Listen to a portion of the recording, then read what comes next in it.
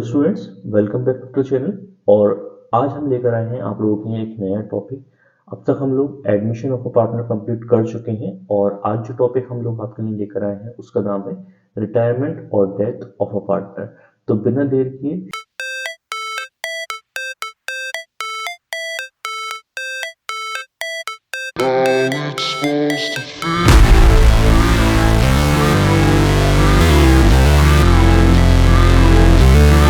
तो देखो, यहाँ पर सबसे पहले हम देख लेते हैं कि हमारे चैप्टर का नाम, और चैप्टर का नाम है हमारे रिटायरमेंट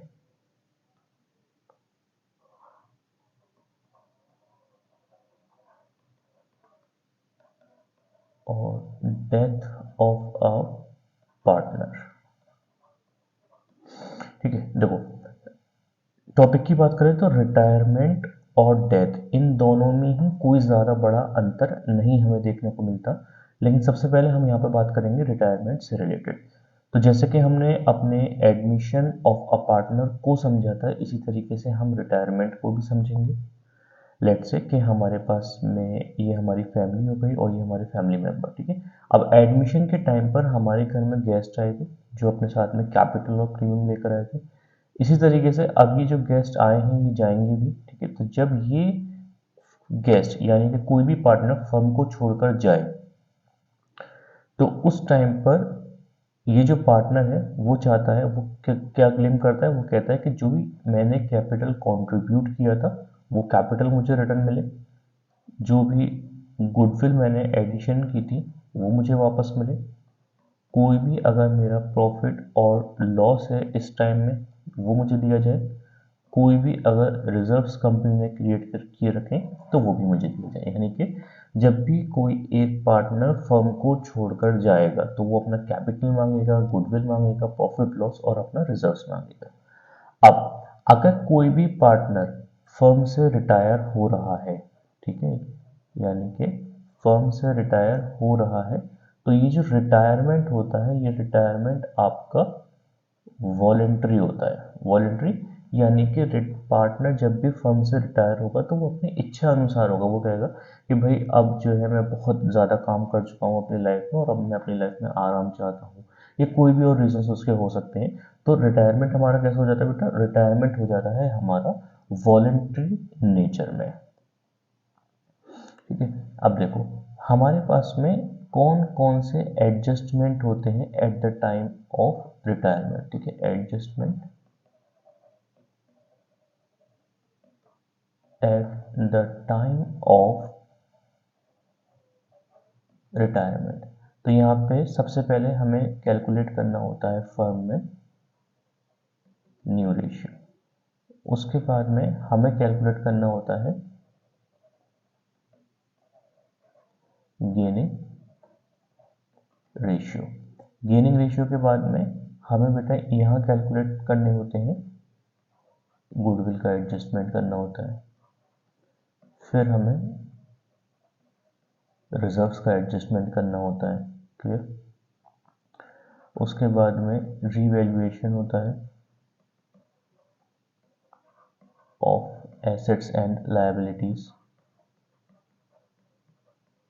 फिर हमारा होता है पार्टनर्स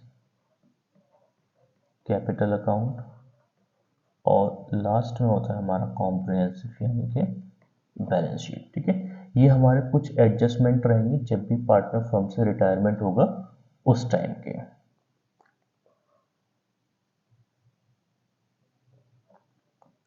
अब देखो नेक्स्ट चीज लायबिलिटी कैसी रहेगी। Liability of a retiring partner. ठीक है, यानी कि अब कोई भी पार्टनर फर्म से रिटायर हो रहा है तो उसकी लायबिलिटी क्या रहेगी? तो ही और she remains liable for the act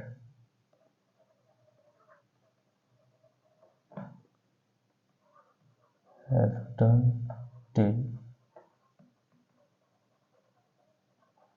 retirement. ठीक है, तो यानी कि जो कोई भी पार्टनर है वो लायबिल रहेगा अपने हर उस काम के लिए जो कि उसने रिटायरमेंट के दिन तक किया है। यानी कि अगर फर्म ने कोई भी एग्रीमेंट किया था, फर्म ने कोई भी ट्रांजैक्शन किया था और उस ट्रांजैक्शन में वो रिटायरिंग पार्टनर भी शामिल था, तो रिटायरिंग पार्टनर आपका लायबिल रहेगा। ठीक है,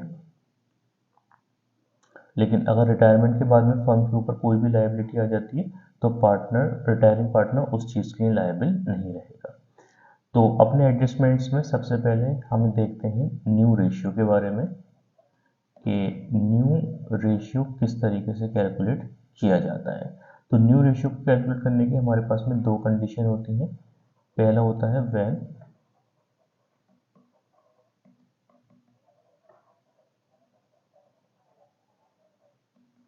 complete information is not given.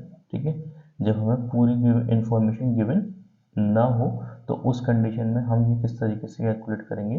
तो यहाँ पे देखो, लेट से कंप्लीट इंफॉर्मेशन कैसे गिवन नहीं होगी, हमारे पास क्वेश्चन में दे रखा होगा कि हम ए बी और सी ये पार्टनर्स हैं जो प्रॉफिट शेयर कर रहे हैं 3:2:1 में। ठीक है, इसमें से सी जो है रिटायर हो गया। ठीक है, यानी कि क्या दे रखा होगा, आपसे कहा होगा सी रिटायर्स, कैलकुलेट न्यू रेशियो। ठीक है, बस इतना ही हमारा क्वेश्चन है कि ए बी सी पार्टनर्स हैं जो प्रॉफिट शेयर कर रहे हैं 3:2:1 में, सी रिटायर हो गया, आपको न्यू रेशियो निकालना है। तो देखो इसमें क्या है, बहुत सिंपल सा क्वेश्चन हो जाएगा कि अगर हम इसके सॉल्यूशन को देखें तो देखो A B C profit share कर रहे हैं 3:2:1 में, सी रिटायर हो गया, सी लुढ़क गया, तो रेशियो कितना बचा 3:2। तो ए और बी इनका न्यू रेशियो कितना हो जाएगा 3:2। ठीक है, तो इस तरीके से हम सॉल्व करेंगे अगर हमें कंप्लीट इन्फॉर्मेशन गिवन नहीं होगी। फिर हमारे पास में सेकंड केस आ जाता है, अगर हमारे पास में कंप्लीट इन्फॉर्मेशन गिवन है तो क्या करा जाएगा, व्हेन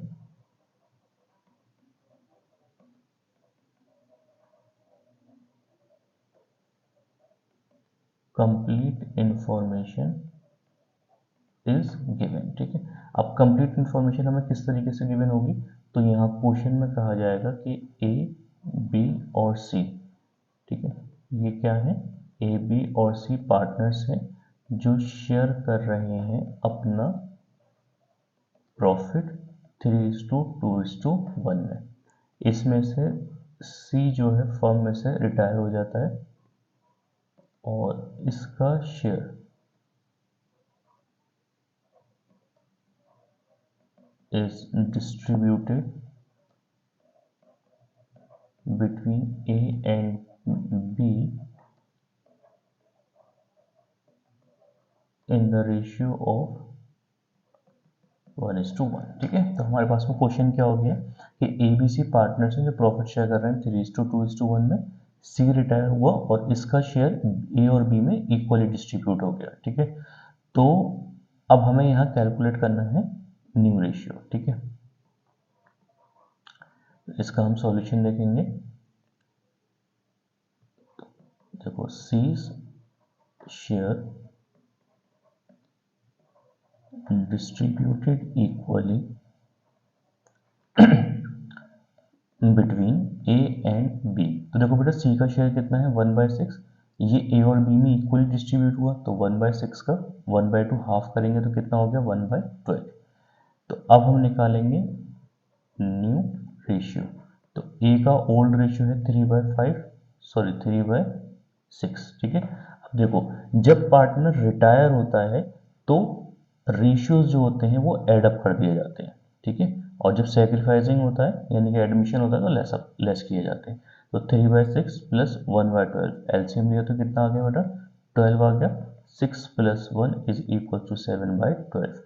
बी का ओल्ड रेशियो 2/6 प्लस करेंगे 1/12, एलसीएम आया 12, तो 4 प्लस 1 इज इक्वल्स टू 5/12।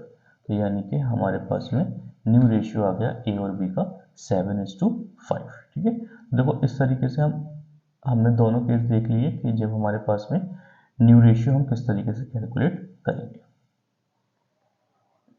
अब देखो न्यू रेशियो के बाद में जो हमारे पास में सेकंड एडजस्टमेंट आता है हमारे लिए, वो आता है हमारा गेनिंग रेशियो।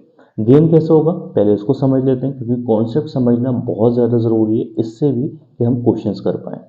तो देखो हमारे पास में पार्टनर्स हैं जो प्रॉफिट शेयर कर रहे हैं, ABC पार्टनर्स हैं जो प्रॉफिट शेयर कर रहे हैं आपका 3:2:1 में, ठीक है। तो इसमें सी जो है फर्म से रिटायर हो जाता है, और जब एक नई फर्म बनी तो उसमें रेशियो कितना आया ए और बी का 3:2, ठीक है। अब लेट से अज्यूम करो पहले ये जो फर्म थी वो 120 रुपीज़ अर्न कर रही थी, तो इसमें ए को जो मिल रहे थे वो कितने मिल रहे थे, 60 मिल रहे थे। जो आपका बी था उसको कितने मिल रहे थे, 40 मिल रहे थे, और जो सी था उसको कितने मिल रहे थे, 20 मिल रहे थे। अब जब सी रिटायर हो गया और एक नई फर्म बनी ए और बी की विद द रेशियो ऑफ 3:2, तो यहाँ पर भी इनको प्रॉफिट कितना हुआ, 120 का हुआ। तो इसमें ए को जो मिलेंगे वो कितने पैसे मिल जाएंगे, 72, और बी को कितने मिल जाएंगे, 48, ठीक है। तो अब देखो यहाँ पर कंपेयर कर लो। कंपेयर किस तरीके से करेंगे कि पहले ए को मिल रहे थे 60 रुपये, तो उसे कितने मिल रहे हैं, 72। बी को मिल रहे थे 40, तो इसे कितने मिल रहे हैं, 48, ठीक है। तो इस तरीके से क्या हुआ कि सी के जानने से सी का जो भी हिस्सा था वो किसे मिला, वो मिला ए को और बी को, ठीक है। यानी कि जो सी के 20 रुपए थे उस 20 में से 12 तो किसको मिल गए, ए को, और इसी 20 में से जो बाकी के तुम्हारे 8 रुपए थे वो किसको मिल गए, बी को, ठीक है। तो इसी तरीके से हम गेनिंग रेशियोज हमारे निकालते हैं, गेनिंग रेशियो हमारा वर्क करता है।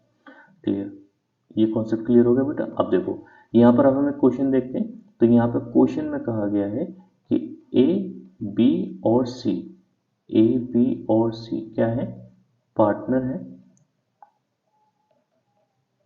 शेयर कर रहे हैं profit in the ratio of 5:3:2। इसमें से सी रिटायर और आपको कैलकुलेट करना है गेनिंग रेशियो, ठीक है। ये हम गेनिंग रेशियो निकालें जब हमें कंप्लीट इन्फॉर्मेशन गिवन नहीं है। तो जब कंप्लीट इन्फॉर्मेशन गिवन नहीं है तो क्या करेंगे, ए बी और सी पार्टनर्स हैं, प्रॉफिट शेयर कर रहे हैं 5:3:2 में, ये हो गया इनका ओल्ड रेशियो। अब जब यहाँ से सी रिटायर हो गया तो रिमेनिंग पार्टनर्स कौन है, ए और बी, तो इनका न्यू रेशियो कितना हो जाएगा, 5:3। Is that clear. और अब हम यहाँ पे निकाल लेंगे गेनिंग रेशियो, ठीक है। तो ए का देखो old ratio, sorry new ratio कितना हो गया, 5/8, और ओल्ड रेशियो दे रखा है 5/10। एलसीएम लेंगे तो कितना आ गया, 40। तो 25 minus 20 is equals to 5/40। B का new ratio 3/8, old ratio 3/10। LCM लिया 40, 15 माइनस 12 इज इक्वल्स टू 3/40। तो गेनिंग रेशियो भी इनका कितना आया, 5:3। क्लियर। तो यहाँ से फिर हमारा एक जादू आ गया, यानी कि जब भी हमें कोई कंप्लीट इन्फॉर्मेशन गिवन नहीं होगी तो वहाँ पे जो ओल्ड रेशियो होगा वही न्यू होगा और वही सैक्रिफाइसिंग भी होगा, ठीक है। अब हम एक क्वेश्चन देखते हैं, जब हमें कंप्लीट इन्फॉर्मेशन गिवन होगी तो हमारे पास में एक्स वाई जेड, ये क्या है बेटा, पार्टनर्स हैं। X retires and his share is taken by Y and Z equally, ठीक है। तो X Y Z पार्टनर्स हैं जिसमें से X रिटायर हो जाता है और इसका शेयर Y और Z इक्वली ले लेते हैं। तो अब यहाँ पर हमें ये भी नहीं बताया कि X, Y और Z इनका रेशियो क्या होगा। तो इनका रेशियो जब नहीं बताया तो कैसा हो जाएगा बेटा, इक्वल। अब जब X रिटायर हुआ तो Y और Z का भी कैसा हो जाएगा, इक्वल। तो अब यहाँ पे सबसे पहले हम क्या निकालेंगे, गेनिंग रेशियो, ठीक है। तो गेनिंग रेशियो में y का new ratio 1/2, old ratio 1/3। LCM लिया तो कितना आ गया, 6, 3 minus 2 is equals to 1/6। z का न्यू रेशियो 1/2 माइनस 1/3, एलसीएम लेंगे तो 3 माइनस 2/6 इज इक्वल टू 1/6। तो यहाँ पर भी गेनिंग रेशियो कितना आ गया, 1:1 आ गया। क्लियर।